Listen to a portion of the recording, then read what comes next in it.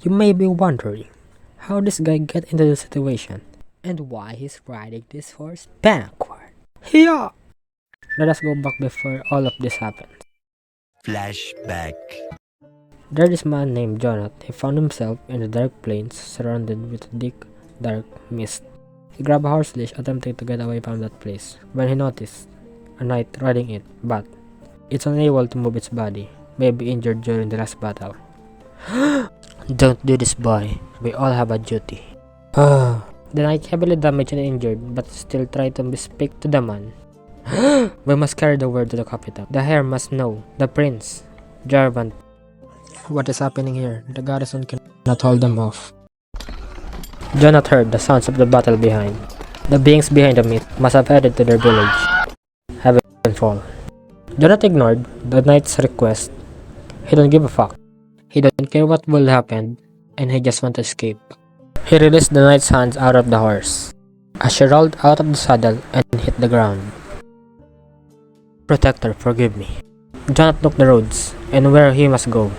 In east, where the great city is, high walls, countless soldiers, he'll be protected safe from the battle against the creatures of the mist.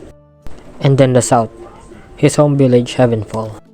He began riding, and wondered how would he return the horse after he had escaped this place, but that's not his concern right now. For him, he believed in own choice, freedom, and request bothers him. Jonathan spurred the stallion as out to run the natural mist. But suddenly, the stallion lost its speed. Its instincts tells it will be dangerous to keep moving forward. Jonathan also felt the danger, as lower they go, the mist catching up. He heard nothing. Deathly stillness. Then comes the sound of steel hooves.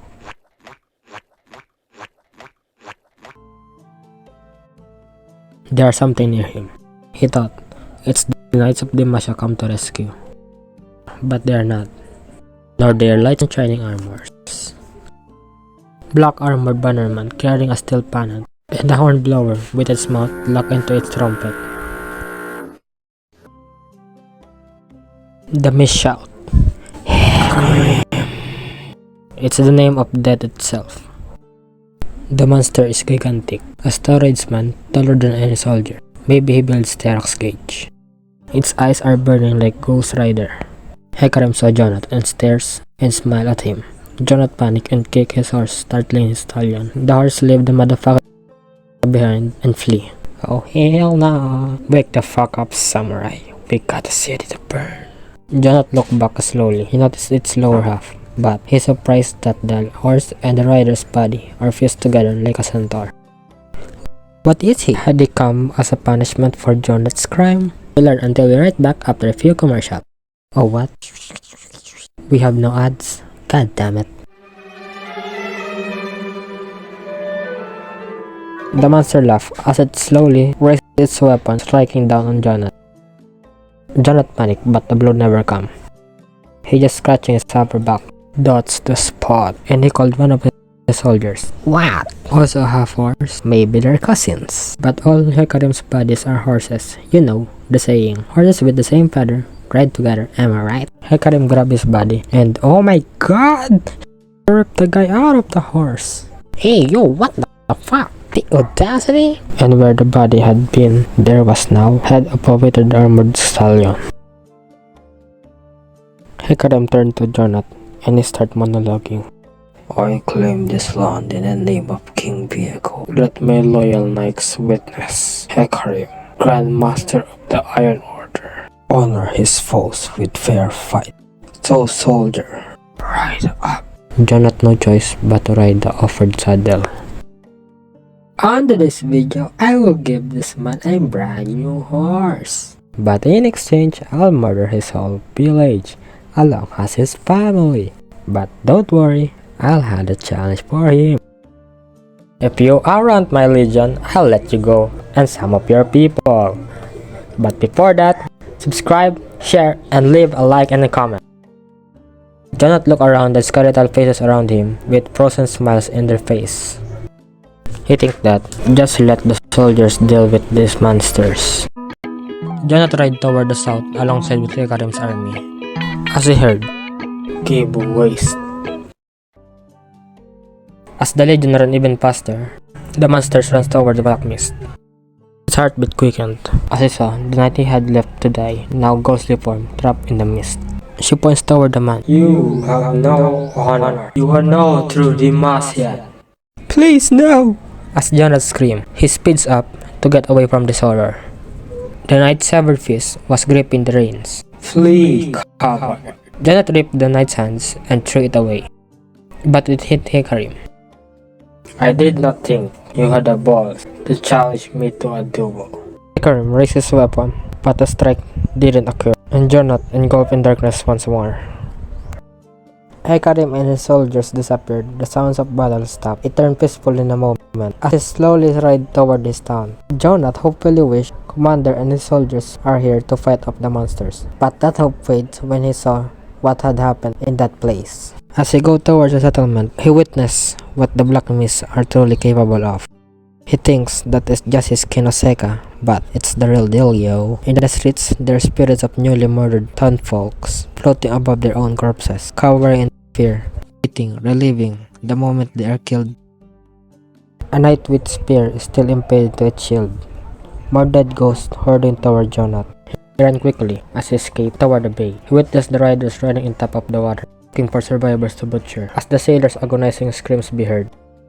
Idea comes to Jonathan. If he also can ride toward the bay, he may be able to escape. But Jonathan heard a different footstep. 4 survivors.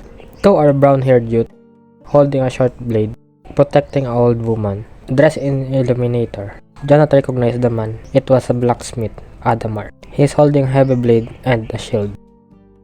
Jonathan, he shouted. We thought we are the only survivors. Let's get away from here. Join. The man stopped as he noticed Jonathan stayed. He ready his stand. You are in league with the monsters. Old woman called him down as she spoke. Look at his eyes. He's as afraid as we are. He's not with them, she said. Get up the monster, child, and come with us. Jonathan remembered the knight's face. Guilt flows through him. You don't know what I have done. I am no Demacian. An old woman encouraged Jonathan. It doesn't matter what happened tonight. All that matters is survival. We need to assist each other. We are the only survivor. Now get up that thing. Let us leave this place. Jonathan calmly swing his leg up to his mouth. Thank the protector for your mercy. Cause of the mist rip open. The spectral riders bursting forth. Before Jonathan understood, Hecarim's blade struck the illuminator's chest, cleaving her into 2. Hecarim's riders ran through Adamar and the 2 youth. Jonathan saw them. Jonathan felt hopeless as Hecarim, Grandmaster, Conqueror, Despoiler of Havenfall, stand in front of him. How would he fight against the might of this infernal war master? How would anyone? The Grandmaster was taller than Jonathan by half. You acquitted yourself well today, a witness what the Black Mist is capable of, even kings corrupted by its power. Everyone you ever knew perished this night, yet your will to survive remains unbroken. Who else are you willing to sacrifice so you can live? Moments ago, Hecarim has slain the last survivors of his hometown, and now he just casually conversing with him. The king, he's already dead. The crown prince is next in line. There could be no one more deserving. I don't want to put him in peril for my own. In the line of successions, the crown does not always go to the most fitting one. And besides, I don't give a fuck. Jonathan see Hecarim's armor. Countless scratches from the endless years of conflict he has made for war. He had done nothing but battle for centuries. Whatever unnatural miswent, Hecarim and his Iron Order follow, pillaging, killing, inflicting atrocities on the living. What will be Demacia if no one stopped this evil? Jonathan finally understood that had eluded him in his entire life. Courage wasn't some unique quality into the Demacian at birth, or a measure of his worth to the world. It was a question of realizing what must be done, and choosing to do it no matter what. There were no soldiers left in Havenfall to warn the crown prince, and soon there might be no one left in the entire kingdom. Hecarim felt curiosity. I have seen how you ride down their fences villages, but if there is still a shred of your living self remain, you will still have honor. You will let me pass. As his spectral thread charged forward, for the first time in his life, Jonathan truly believed the words as they sprang from his lips. For the Crown King! For Demacia! Hecarim smiled as he watched the man charge willingly toward the spears of the Iron Order. A cast of iron green withered across his burning skull. If but our hands were not bound by fealty, he mused as he watched the last living soul of Havenfall perish. Jonat's heroism remembered after his death. His bravery became proof of his being a true Demacia, and that the sins of the people were cleansed because of his sacrifice. Hecarim executed the next king of Demacia. At the same time, his death leads to the downfall of the Republic of Demacia. After Jonah's body died, his soul didn't go to heaven, but became a slave of the Black Mist, forever witnessing the cruelty of the Iron Order. Maybe this is the punishment for his wrongdoings.